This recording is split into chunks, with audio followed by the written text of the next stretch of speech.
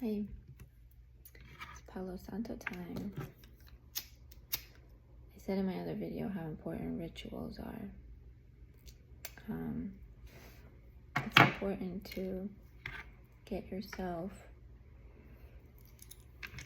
the time to have something that you do frequently, be it every day, multiple times a day, where you get to be one with yourself, where you get to ground with yourself, you get to be in thought or let your thoughts go.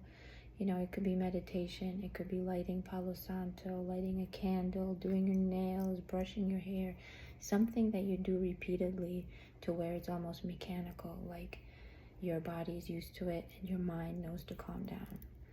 It's very important, especially when, you're going through difficult times or life is too hectic, too much chaos. Regardless, I had a vision of the Six of Hearts or the Six of Cups in my mind, and I wanted to, it's a card of reunion, and yesterday I was talking about separation, so that leads me to believe that perhaps I'm speaking to somebody or multiple people, probably a lot of people, who are having a very difficult time letting someone go. And as soon as you let someone go, you're immediately being drawn right back to them. And when we let go of a connection, we are the most likely to return to that same person or that same situation very soon after letting go. It's the same as with any addiction, any dependency on something. We get attached, right? Our brain gets attached. And as soon as that person is missing, as soon as we are not receiving their energy, we're not receiving feedback, we block them, we unblock them. We tell them off and then we wait for their call, right? You're feeling a void. You're feeling the loss of that connection, that energy. And it's the similar as you would be going through withdrawals from something, a substance or anything really, right? I don't know how many times I've gotten off Instagram just to come right back, or how many times I put my phone down and then pick it back up. It's an addiction to everything, and we get addicted to different people, and depending on how strong or long of a connection that you're in, that you're trying to separate yourself from, the stronger that urge is, right?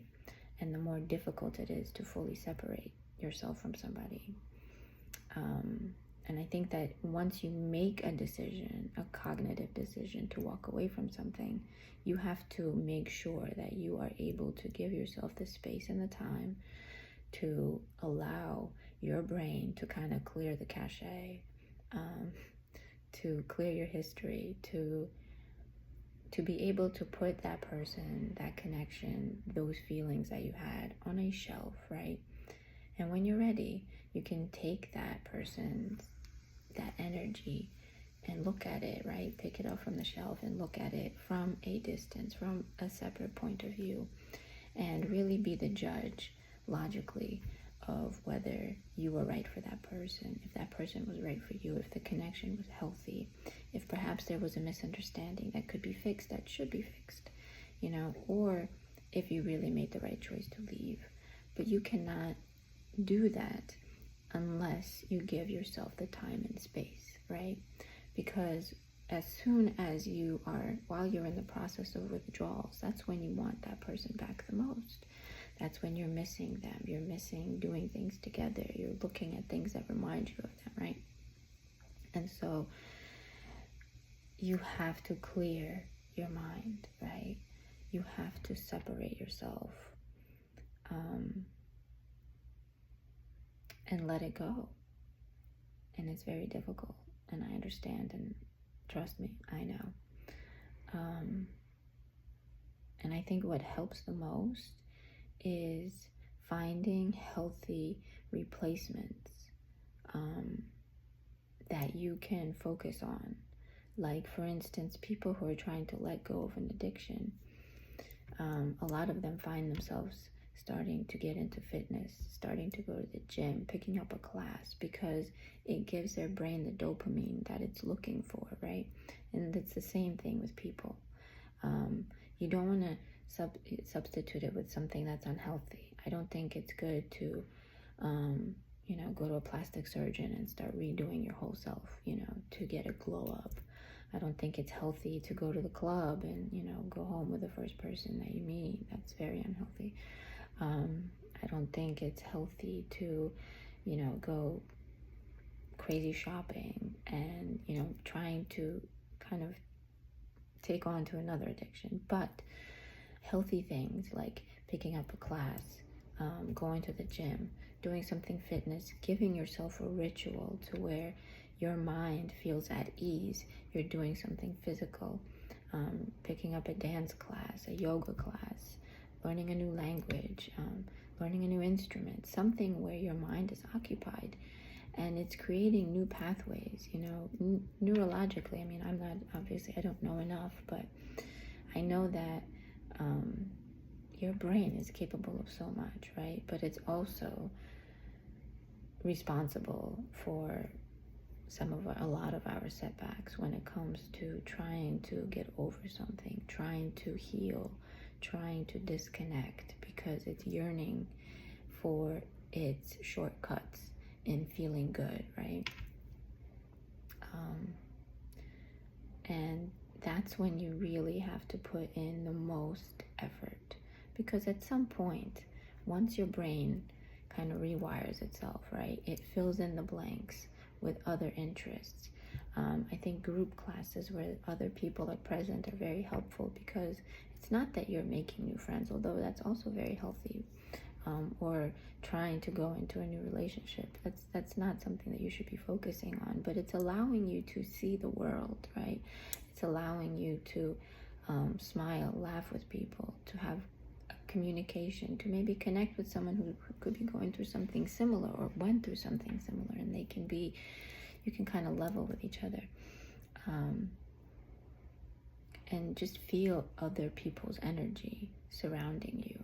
Sometimes could be very healing. It's like, a feeling of community, a feeling of being accepted when you're going through a hard time, trying to disconnect from somebody. And once you have achieved that level of peace in your mind to where you can think about the person, but not pick up the phone and try to search for them, figure out where they are, who they're talking to, who they're dealing with, however you feel ready to reconnect with the thought of them, then you can put them on the shelf, pick them up, look at them, and think, is it worth to potentially reconnect, Or did I make the right decision? Because unless you have a clear mind, and unless you gave yourself the space and the time to heal, you could be making decisions that could be hurting you and repeating cycles with a person, who isn't healthy. And I think that, unfortunately, in a lot of abusive relationships, women find themselves keep coming back to the same person. Not because they're not wise, not because they are yearning for that experience again, but because they never really sat with the withdrawal all the way to the point of where their brain is able to find elsewhere to get the dopamine of the highs. Because in a lot of abusive relationships, it's a high and a low and a high and a low, and you keep yearning for the high, but you keep getting the low, and you keep making excuses for the low while you're in the high, right? And at some point, you have to be able to come back to center. And unfortunately, when it comes to women, a lot of us are entangled in situations where we cannot actually leave, right? There's families, there's marriages, there's financial restraints. And that's why I'm saying sometimes you need to reach out for help. Sometimes you need a place where you have to leave, right? In a safe way, so that you have the time and the capacity and the lack of stimulation coming from that person to be able to fully say, okay, I need to process everything that I've been through. I need to process how this went, where I went wrong, where that person went wrong, where we don't, find each other at the right frequency, and where it's not healthy. Because a lot of times, trust me, I've been through that, where you have such a belief that you can help someone. You have such a belief and a yearning to want to save someone, because a lot of traumatic experiences lead to the person not being able to have a healthy relationship, right? Most of the people who become abusive aren't doing so because they had a beautiful childhood, they had a beautiful upbringing or whatever. They're usually victims of sort, right? But they did not deal with it in a healthy way.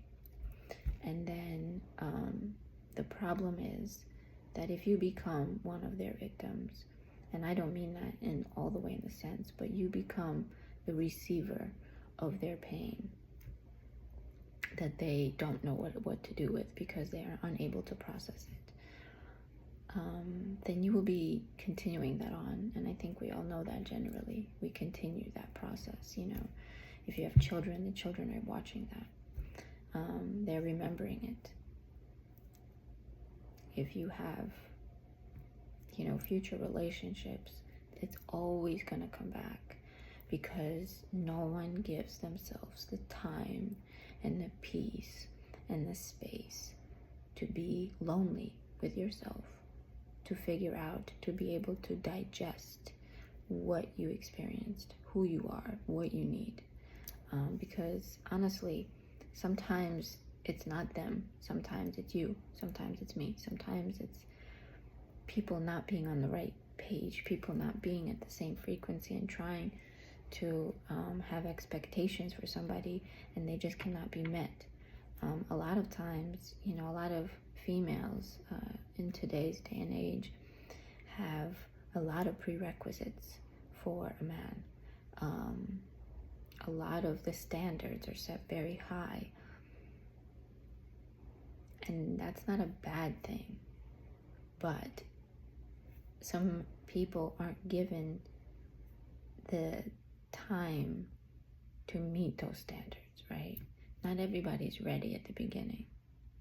And a lot of times people come in and they have these expectations, but they're not giving time to the person who they're throwing these expectations on, right? A lot of times people expect a certain way of treatment of themselves, but expecting it from a person who was never taught to treat someone like that, right? Somebody who never had a healthy relationships, for instance, and in that sense, you have to be able to not only judge another person and whether they are right for you, but you also have to be honest with yourself and truthful with yourself and have an understanding of whether you're right for that person. Perhaps what you're looking for, that person isn't capable of providing because they come from a different state of mind. They come from a different background. And I don't mean the differences that we have amongst ourselves in terms of religion and, race and ethnicity and cultural background. I don't mean that. I mean spiritual background, spiritual understanding of how relationships work, of how a marriage should work, of how even a friendship should work. You know what I mean? That's why I'm somebody who, I barely have any friends. I don't think I have any aside of like my mom, family. And even then, there's people in your life that you have a family relationship with, they can't really be privy to everything that you go through in life, because some things are personal to you as a woman or as a man. You know, your intimate relationships, for instance, it's a kind of slippery subject. And so in order to be truthful with yourself, you have to find the space to do so.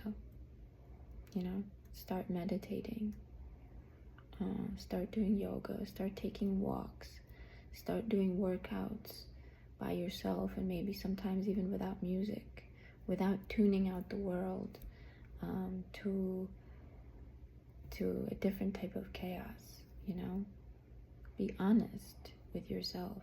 Your body knows when you're not being honest with yourself. Most of our diseases really come from a lack of balance within the body, and a lot of the lack of balance, yes, it does become physical, but it starts on a very subconscious spiritual level, when we are not one with ourselves, when we are not allowing ourselves to cut through the BS of our own situation, of who we are, right? Every day we lie to ourselves. We lie to ourselves that somebody's treating us better than what they are. We lie to ourselves thinking that we're fine when we're not. We lie to ourselves trying to deny a pain that we've experienced and telling ourselves that we're over it. We don't give ourselves enough time and space to dwell, to feel, to cry, to feel the pain, to scream, to really be raw in who we are before we move forward with our day. And so this is quite a long message, and I don't know who sat through it, but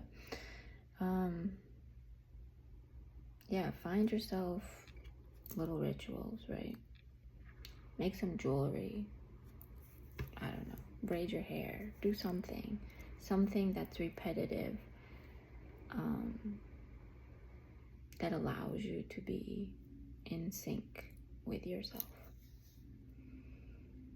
And so if yesterday I was talking about separation and today I had it in my head for reunion, be honest with yourself. Be honest with yourself. Is that reunion truly what you want? Is that reunion going to bring you happiness and peace? Or is it only going to fill a certain level of dopamine until you get to the next low?